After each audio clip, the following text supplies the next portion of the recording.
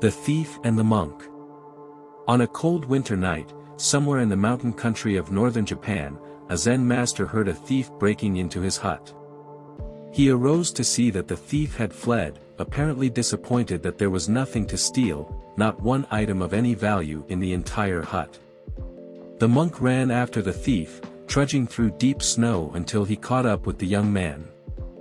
"Wait," the monk said to the thief as he confronted the surprised fellow.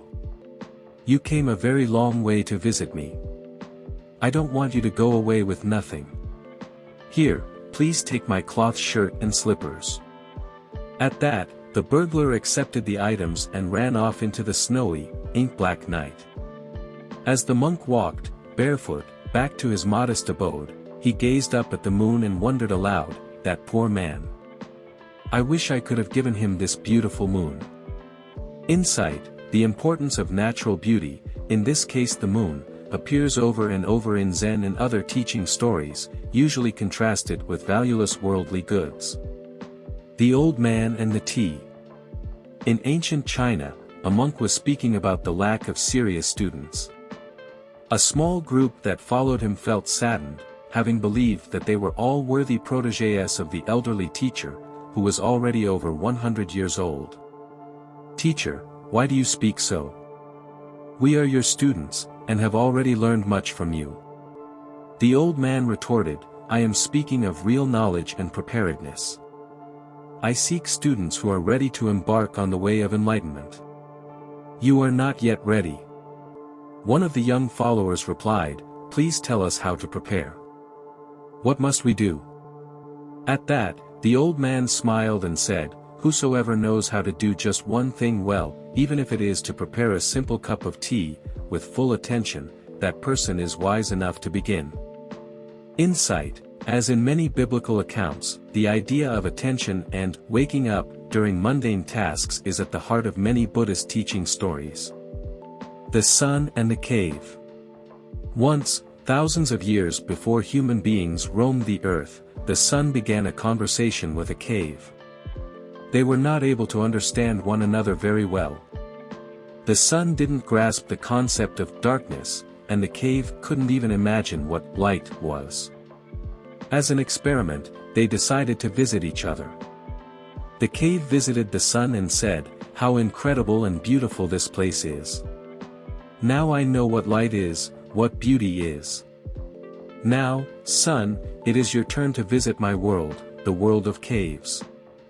The sun traveled to earth, gazed inside a few caves and said, "I don't see any difference."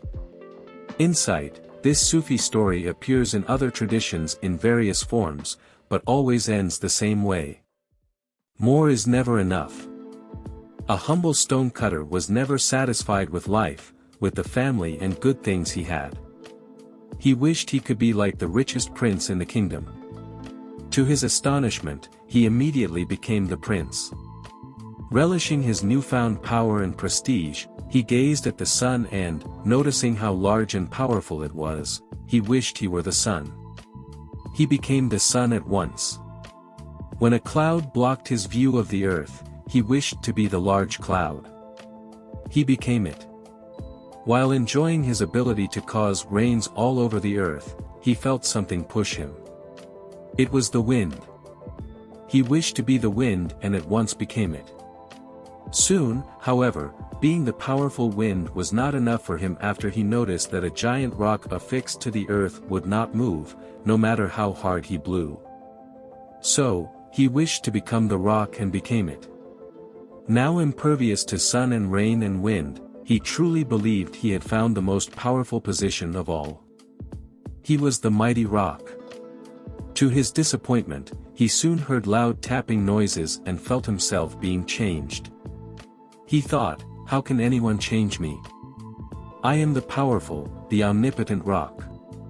Immediately, he looked down and noticed a humble stonecutter, chisel and hammer in hand, cutting into him. Insight, this story appears in nearly every faith tradition, though in quite differing versions.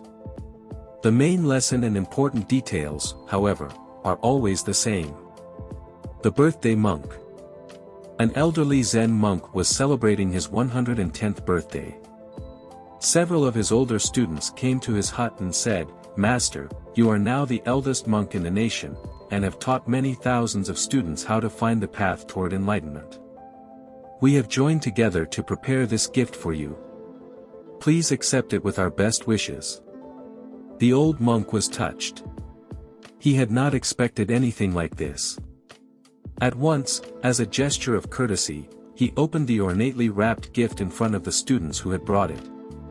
He removed the delicate bough, put the colorful paper aside and took the lid off the gift box. He looked inside. The box was empty. The old monk began to cry tears of joy, realizing his students had thought long and hard about this gift. His eyes were still welled with tears as he looked at the assembled group and said, "Thank you so much. That's just what I needed, nothing." Insight. This humorous Zen story appeared in the 1920s and has undergone quite a few changes in the nearly 100 years since it first surfaced. Buddha condition for women. Once a woman's only little child died, she got almost insane and went around with her child body asking people, "Is there any physician anywhere who can make my child alive again? Please tell me." It happened that Buddha was coming to town. One of villagers said to her, "I don't know any physician, but Buddha is coming to our village. Buddha is an enlightened being. It's a great chance. You take your child to Buddha and ask him to help you." So, she went to Buddha and put dead body of her child at Buddha's feet and said, "Please call him back to life. You know all secrets of life. You have attained enlightenment. Can't you do a small miracle for a poor woman?" Buddha replied, "I will do it, but there is one condition." Woman said, "I will fulfill any condition to bring my child back to life." Buddha said, "The condition is, go around and find a house where nobody has ever died in family, and when you find it, bring a few mustard seeds from that house." Village was cultivating mustard seeds, so Buddha just asked he to go around village and look. Woman went to first house and told them everything and asked for seeds. People from that house said, "A few mustard seeds. We can bring back carts full of mustard seeds if Buddha can bring back your son to life with help of those seeds. But our mustard seeds will not be of any help because we have been living here for ages. Not just one but many have died in our family." Woman went to another house, but even there she got similar answer, and as she went on looking for house with no death. She visited each and every house of that village. She even went to nearby villages and after some days came back to Buddha empty-handed. Buddha asked, "Where are mustard seeds?" Woman smiled and said, "You tricked me. There is no family, not in this village, nor in the whole world, where nobody has died. Everybody who is born is going to die. I understand now. I don't want my son to brought back to life again. Please initiate me into the art of meditation, so that I can go into the land, the space of immortality, where birth and death have never happened." Buddha said, "You understood the point." At that time Buddha initiated that woman and she became one of the enlightened ones among Buddha's disciples.